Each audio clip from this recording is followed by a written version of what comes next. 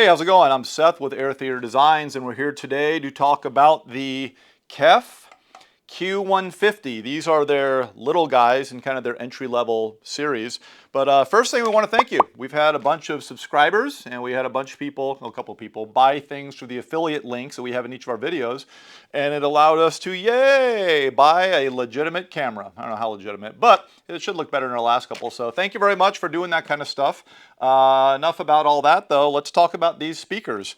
So we've had these for a little while, and we've been very excited to kind of check them out. We've thrown some in clients' houses, so we sort of know what to expect. But we'd like to let you know what to expect. So what we'll do is we'll hit on the technology of the Q150, so you know what all the hubbub's about.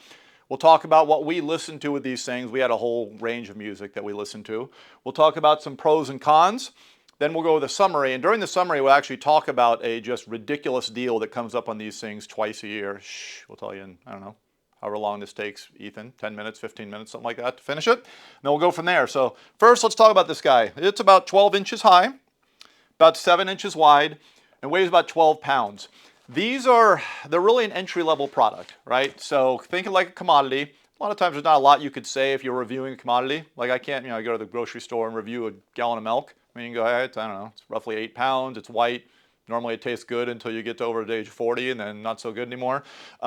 So sometimes there's not a lot you can talk about with these guys, or if you talk about something that might be limited compared to some of our higher end products. One thing we do notice with these and their big brother, the Q350, it's kind of like that thing on steroids.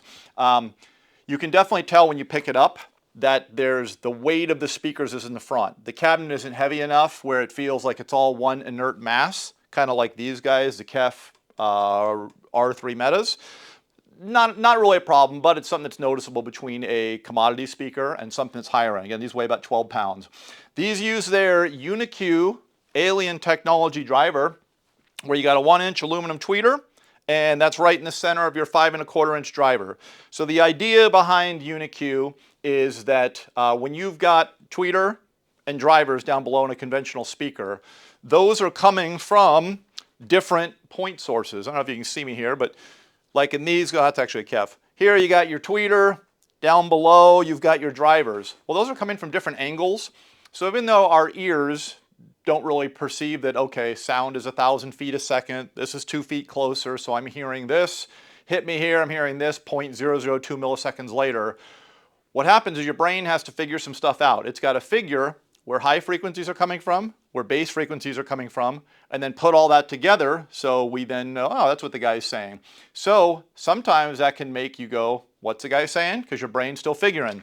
KEF's idea and why they patented this was that with those two different frequencies coming from the same point source, the idea is, hey, they're coming from the same spot. Cuts down on the brain's figuring. Whether it's true or not, I don't know, but science backs it up, so I'm going to go with them. They got smarter engineers than I am. So anyway, that's the whole deal with Uni-Q. They are 8 ohms, so you can push them with anything, no problem. I mean, not anything, but any basic receiver, for example, that we sell will push these things nicely.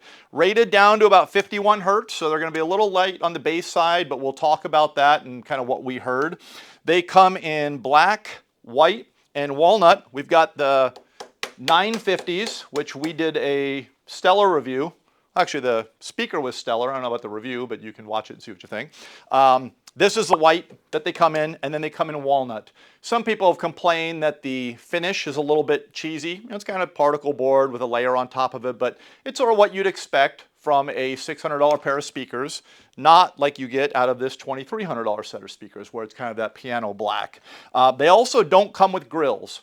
I think KEF's idea behind that is speakers actually don't sound as good with grills. So they go, well, tell you what, you can have something that sounds better, or you can pay 50 bucks to get grills for the things. Now, if you have pokey 4-year-old, well, you might want to consider the grills, or having them elevated. But keep that in mind that the KEF products in this line don't come with any sort of grills.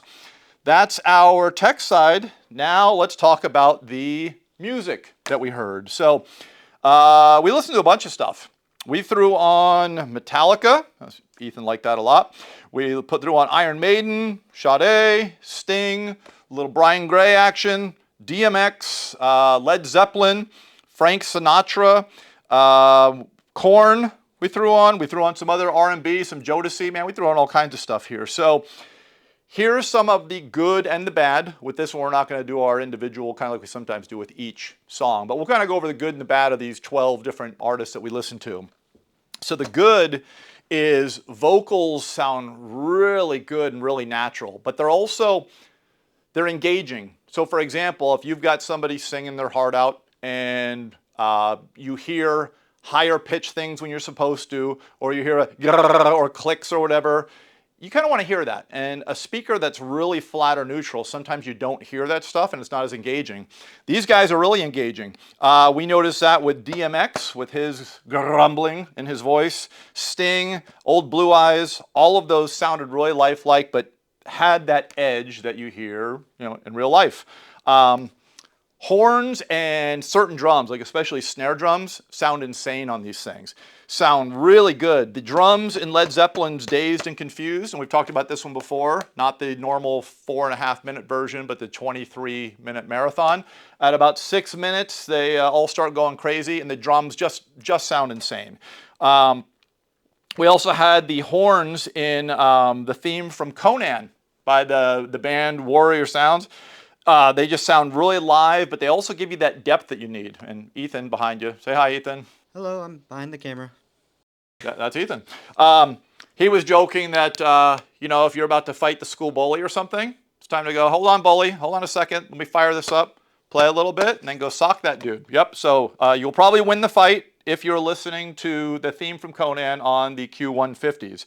That was really good. The bad, again, it is kind of a commodity product, and anything out there has got some good and bad.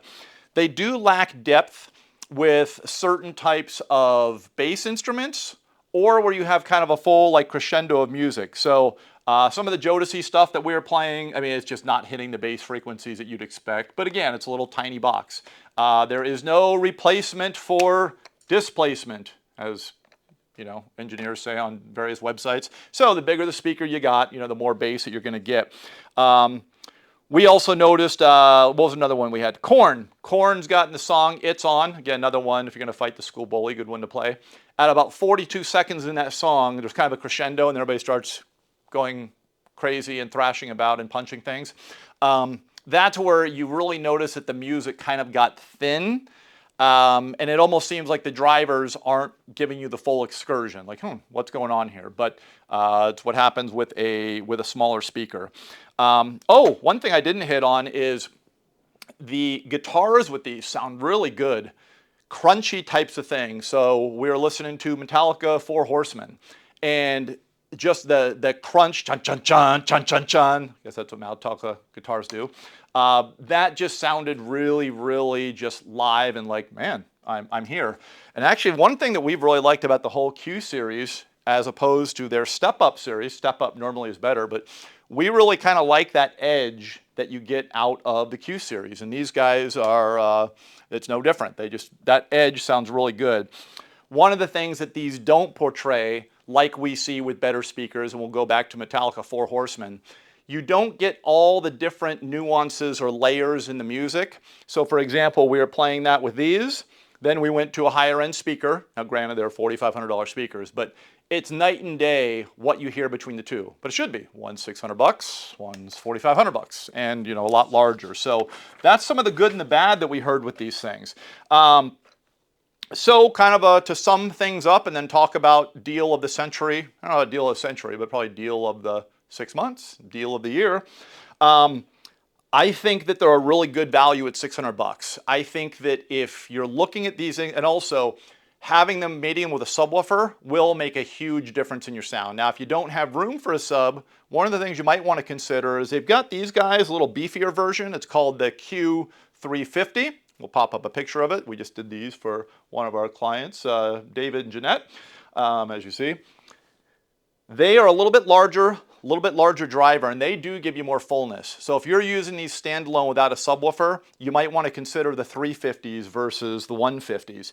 But here's what they do that's pretty stupid. But what's great is us as consumers, we get to benefit from their stupidity. These guys are normally $500. No, take that back, $600. They sell them twice a year. Actually, they're doing it right now until the end of the year. $350 a pair. It's insane. $350 a pair, just go buy the things. The step-ups, the Q350s, they sell for 800 bucks a pair. Right now, 500 bucks, and they have the same color combinations, all the same stuff. So that would be something that if you're looking for good speakers, you don't want to spend 4,500 bucks, 4,500 bucks, 3,850, 2,300.